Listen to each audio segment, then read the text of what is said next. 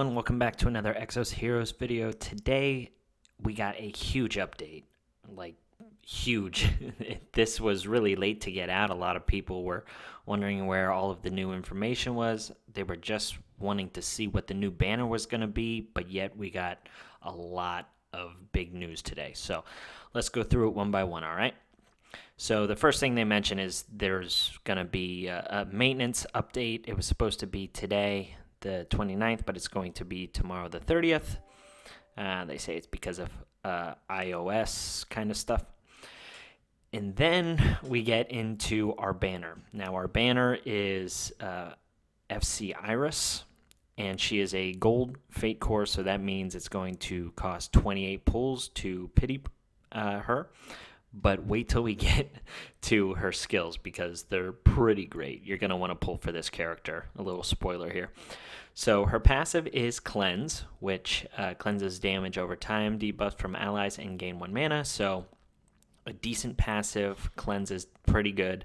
It's not really relevant in PvP because you kind of want that damage over time stuff for your first Guardian units to continue to activate their Dragon Blood passive. But anyway, after that, she now has this skill called Flip Flop. If the caster has a removable buff, recovery, positive effects applied, each valid attack imbues modification for 3 turns.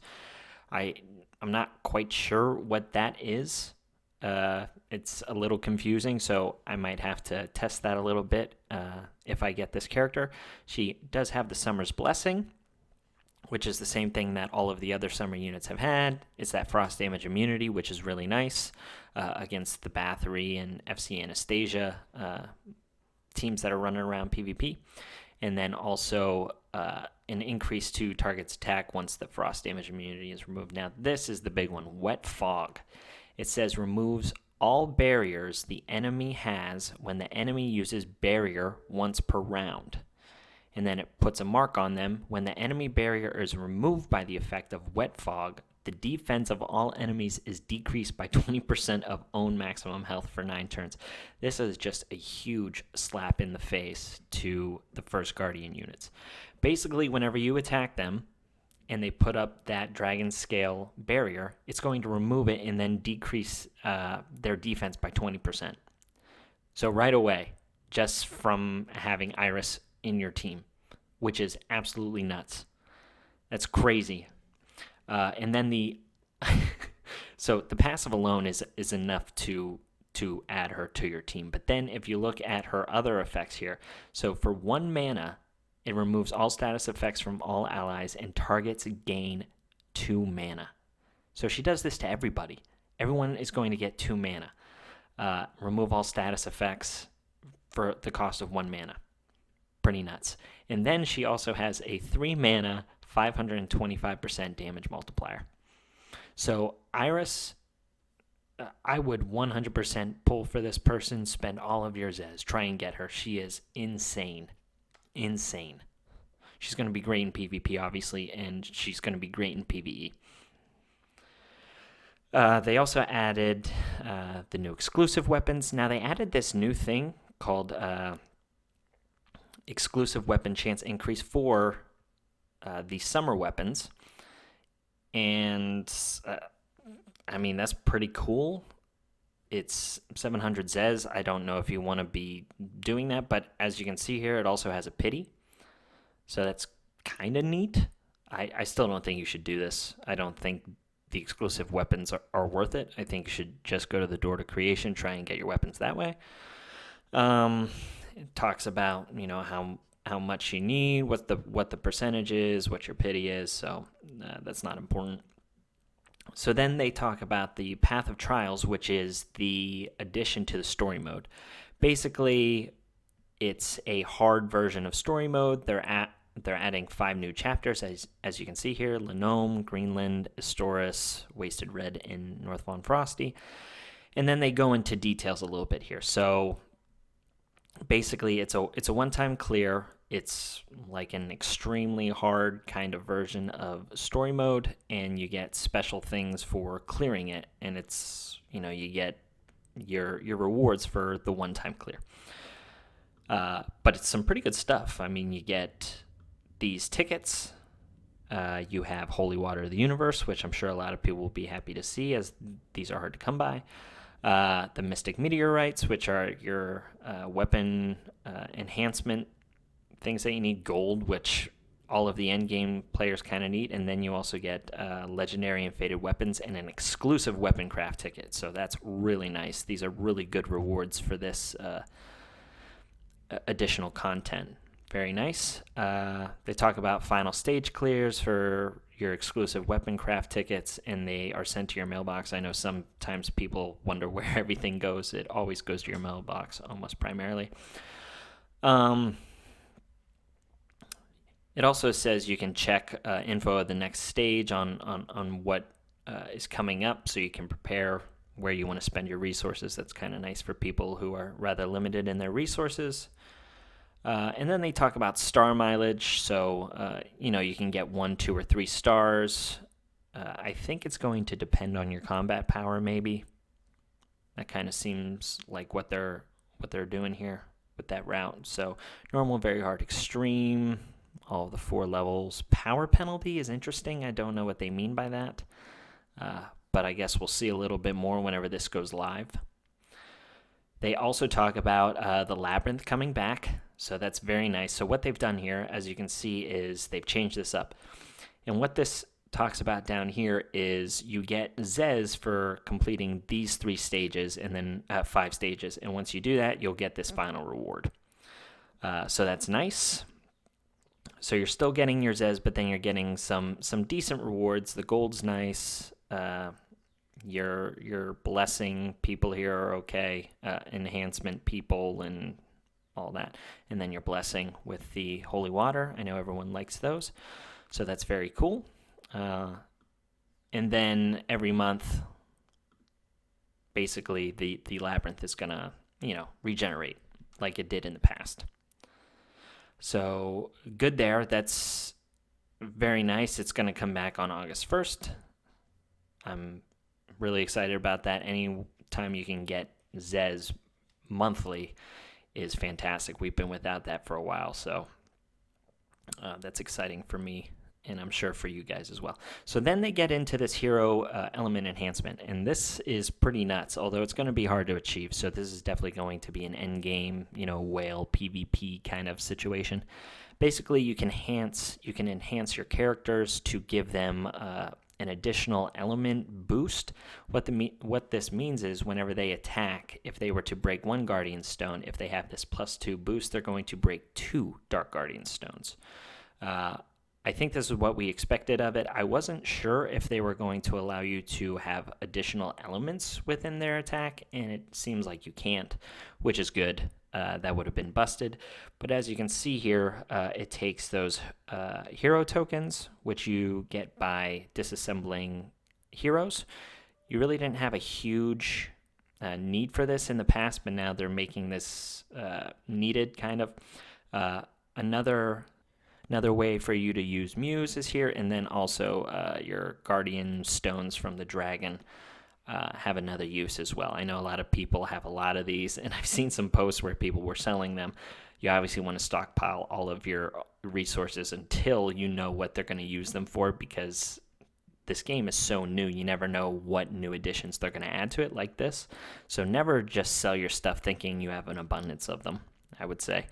So it goes into this here. You have to be level 90 to actually do this. And then you get +1 element enhancement for each transcend you have. So your duplicates of your characters are really going to come in handy here. If you get a +5 on something and you're breaking 6 Guardian Stones on 1 attack, that's going to be pretty nuts. So I don't know how I feel about this. I guess it's not too bad if you mix up your Guardian Stones. I think it's kind of trying to take away from, obviously, the Guardian sets. Everyone is usually going straight 6 across the board for their PvP gear, their fated gear. They either want, all blue Guardian Stones, all red, so on and so forth. So this is going to make people think a little bit more, I think, because if someone is transcended and has this element enhancement +5, and they're going to be able to break Guardian Stones on one attack. I think it's going to change things up a little bit. And then also, we talked about this in a prior video, your probability goes down just like everything else in this game. So a lot of resources to try and get this up to the +5 level, and then just goes and shows you what it's going to look like in the game.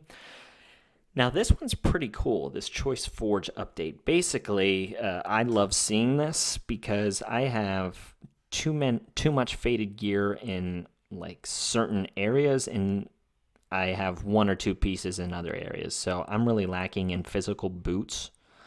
I have a lot of magical weapons. So being able to pretty much pick and choose what you're going for is really nice. The only problem is this is all revolving around Zez, which is pretty annoying.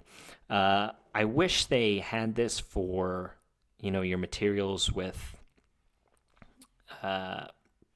those seals of fate that you get from, the special dungeons, or your weapon crafting from the dragon. If you could do this once per month, I think it would then be worth it instead of doing the door to creation. But it looks right now it's just for the Zez. So I don't know how to feel about that. It says the first craft is discounted 200, so it's 500. Maybe it's worth the risk, worth the gamble on the first pull. But yeah, interesting.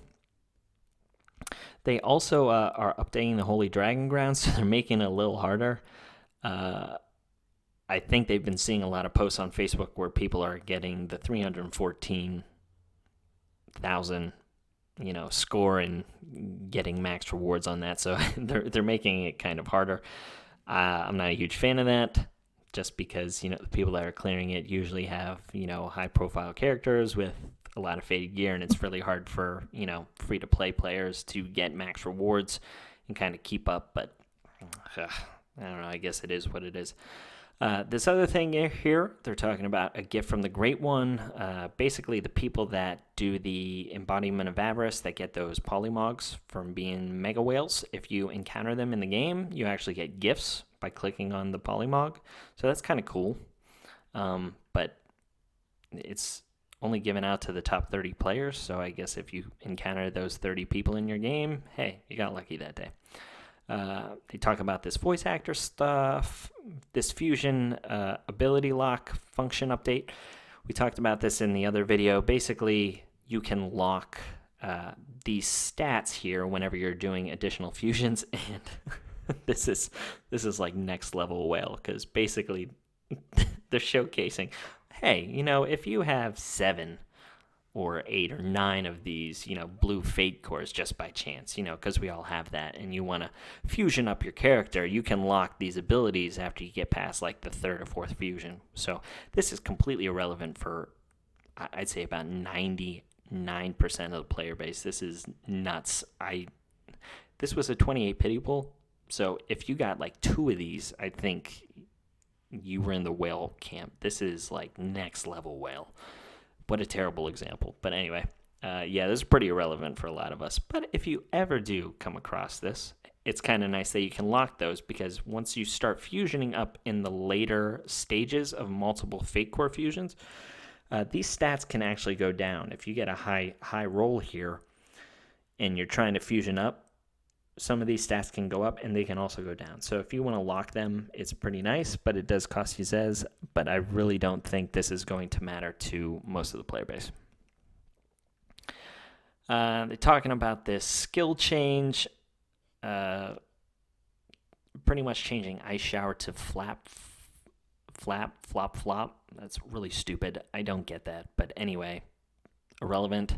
They talk about a boost to this passive of the Dragonite Blessing and Dragon Hunter Blessing. Basically, you're going to take a decreased amount of damage on certain element days if you have that passive, and you're going to be doing more damage. So if you have people that have the Dragonite Blessing or Dragon Hunter Blessing passive, on the days that the dragon is that certain element of that character, they're going to be dealing more damage and then also taking less damage. They also have an update to the guides, an update to the hero battle. So April is going to be the new hero that you can obtain through hero battle. That's also one of the places where you can get solar seals. So it's always nice to do those because it's free. You get those free tickets. They're also having a new world event where, whenever you're exploring, you get these and you can open them up in the door to creation and get legendary characters and stuff. It's basically things for you to sell for money. They also have a second Exos Pass, which is nice because it's back-to-back. I know there's another game that I play called Raid Shadow Legends, which is absolutely terrible with battle passes. It's always nice to see a company that does this back-to-back. I know it's been, a couple days delay, but still it's, a week apart. I think we can deal with that. We got some reward changes for August. I don't know what those are going to consist of. And then a bunch of bug fixes, which is nice. An update to graphic bug fixes. And then they have this great one. The issue stated below has been fixed. The dragon blood is not removed from a hero with the Great One effect if the hero does not take any damage for 2 turns.